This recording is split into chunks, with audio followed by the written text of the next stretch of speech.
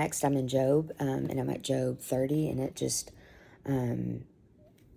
Job is always a good place just to kind of pour your heart out and give just words to the inner depths of our grief in a way that just I don't have the words that are as great as his is. So I'm in Job 30 right now. It says, "My life is being poured out before you. My days of suffering have seized me. Night pierces my bones, and gnawing pain is never rest. My clothing is distorted with great force. He chokes me by the neck of the garment. He throws me into the mud, and I become like dust and ashes." And so this is just a good way of just pouring out that grief or the different things that we're feeling of how our lives turned out that maybe we didn't expect it or want it to. And so I'll just put a little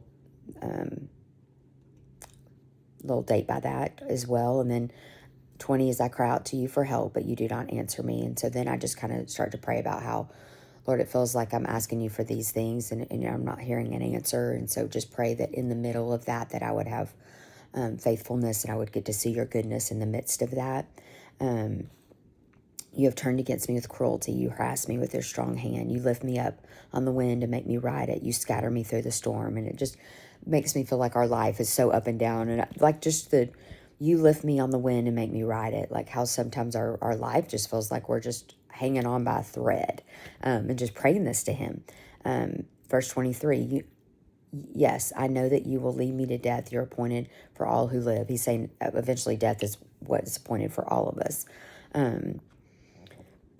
And he just really goes on. So this is more just a going on of just, it's Job's complaint about where he is in life and in doing that. And then I stop there because right after Job, I get to Psalms, and that's always a little more joyful.